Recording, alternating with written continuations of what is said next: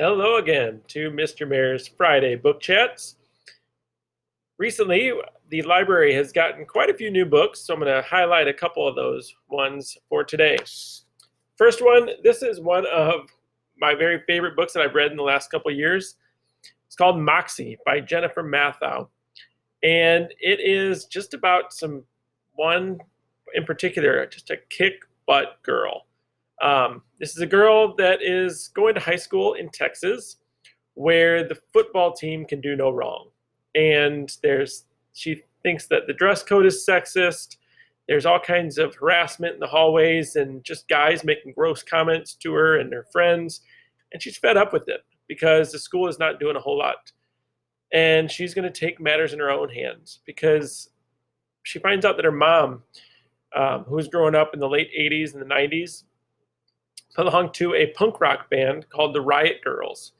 And she kind of takes a little bit inspiration from her mom and creates her own little kind of zines and starts distributing them and kind of starts this feminist movement in the high school and realizes that she is not the only one that is fed up with what's going on. Being the father of 3 daughters now, I kind of love that this kind of girl power, take no prisoner aspect of this book.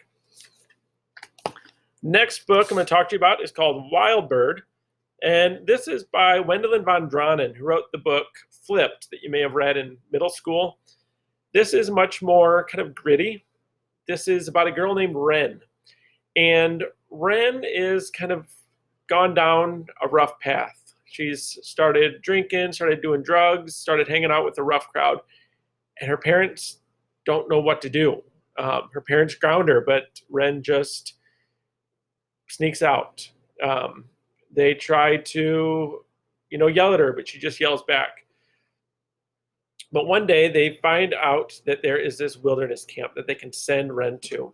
So one morning at 3 a.m, a couple people barge into Wren's room and grab her and throw her in a van and take her out into the wilderness. And she has to spend 8 weeks out there to try to figure out her stuff. And she realizes that, her bitterness isn't going to help her set up the tent, and her anger isn't going to help her start a fire. And she has to kind of look at herself a little bit of where her life is headed and how she wants to be. So it's a very good one. The next one, I just saw that this book is going to be made into a movie in the next year or so, Words on Bathroom Walls. And it is a realistic fiction book about Adam, who is a high schooler who has schizophrenia. And he hears voices that aren't actually there, and he sees people that no one else can see. And he is kind of sent as a fresh start to this new Catholic private school. And he's on this new medication that it's helping him out, and his hallucinations aren't as bad, and he starts making a few friends. But then the drugs begin to fail, and the voices start coming back, and the hallucinations start coming back, and his sense of what is real is starting to slip. And kind of he's determined to keep these friends and to hide his secret, but he is just kind of losing himself as well. So that one is Words on Bathroom Walls. The next 2 books I'm going to talk about are 2 of ones that I always recommend. Winger. Love this book. This is probably my top 3 young adult book that I have ever read, by Andrew Smith. It's about a 14-year-old kid named Ryan Dean, and he is smart for his age, but he goes to this new boarding school. And he's the youngest one there, but he's also one of the smartest ones there. And he rooms with one of the biggest bullies on the rugby team. And the rugby team kind of takes him under their wing.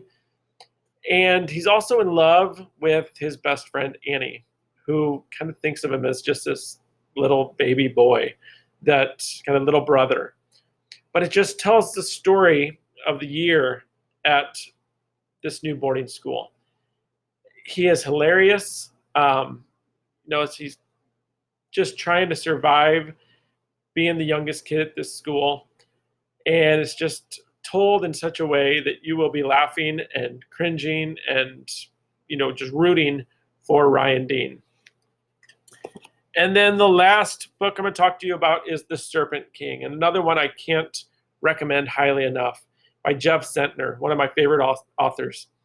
This is about three best friends who live kind of in the Bible Belt in rural Nebraska. And Dill is the main character, and his dad is a Pentecostal minister. So he's the type of minister that is, they use like snakes and poisonous rattlesnakes, and saying that God is going to protect them from these rattlesnakes. And he's got this extreme faith, and he's kind of an outsider because of that. And then his two best friends, Travis and Lydia, are also kind of on the outskirts at school for just various reasons. And this story is all about their friendship. There's not a whole lot of action in this book, but it's just a great look at this relationship between the three. They want to get out of this small town because it's not big enough for them. They want to let their wings grow a little bit. Read this. I guarantee you will not be dissatisfied. Again, all of these books are at the library. Come see me and tell me what you think. Thanks.